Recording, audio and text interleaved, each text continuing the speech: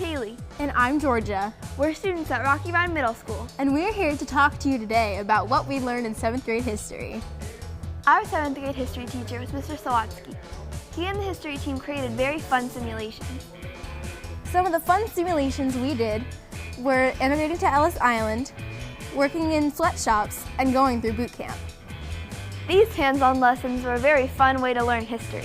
Mr. Sawatsky always made history class so much fun, and history came alive for me. One of the really cool things we do here at Rocky Run is Oral History Day. Over 100 veterans came and told us their stories about their experiences in a bunch of different wars. We get to hear firsthand from the people who fought in these wars. It takes learning to a whole new level. We interviewed veterans, and we also got to hear them speak in a lecture hall. But out of my company of over 200 people, there were only 4 of us still around. One of them was a guy named Bob Johnny Jack, and Bob is in his final stages of life with dementia.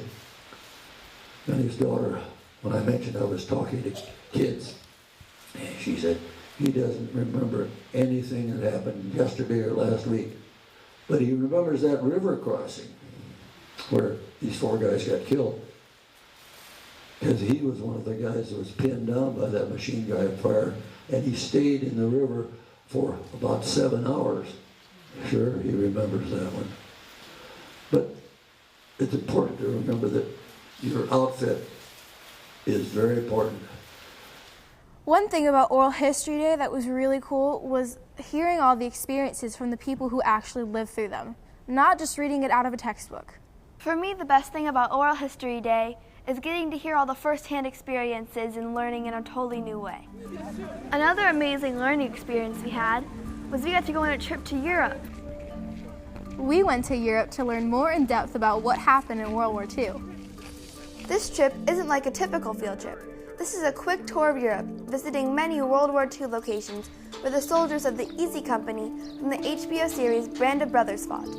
The history department at Rocky Run makes a trip like this every other year. It's another awesome way we get to learn history firsthand. We went to France and Germany and saw some of the battlefields of World War II. Our first stop was Paris. The coolest thing there wasn't necessarily related to World War II, but it was some of the really cool sights that they have there, like the Eiffel Tower and the Arc de Triomphe. One of my favorite sights in Paris was seeing the Eiffel Tower sparkle at night and the view from the top of the Arc de Triomphe. I liked that too, and I also liked seeing the Louvre and the catacombs. One of our first stops in France was Pointe Du Hoc. This is a very important place on D-Day. Pointe Du Hoc is where, on D-Day, Army Rangers came ashore and climbed these cliffs in search of German artillery. Of roughly 250 men, fewer than half made it to the top. It's easy to see how hard it would be when you're here. The ground is still covered with bomb craters and several bunkers still stand. On D-Day, the Germans had moved the guns before the Rangers landed, so after climbing the cliffs and fighting their way to the top, the Rangers headed to the French countryside in search of German guns. Another place we went was the Allied Cemetery. While we were there, we participated in a ceremony where they played taps in the national anthem.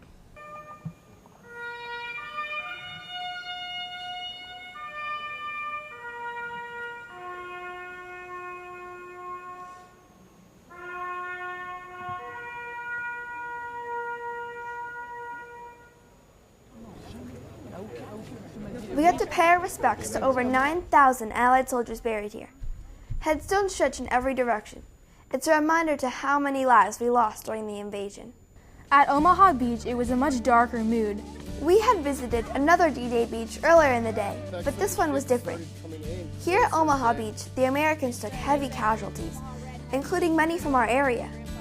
On Oral History Day, we actually met a soldier from the 29th Infantry Division who landed on this very beach. We ran up the same beach the soldiers did in 1944. It was kind of easy, but it reminded us how impossible it must have been for the soldiers on D-Day.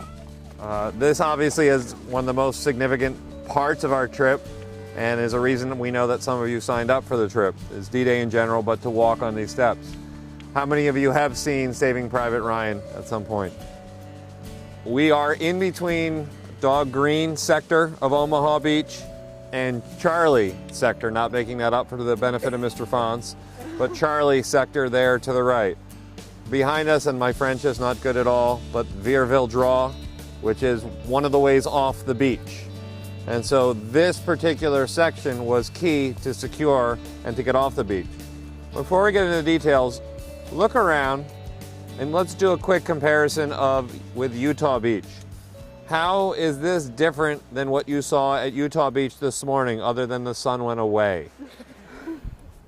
The next half of our trip took us to Germany and Austria.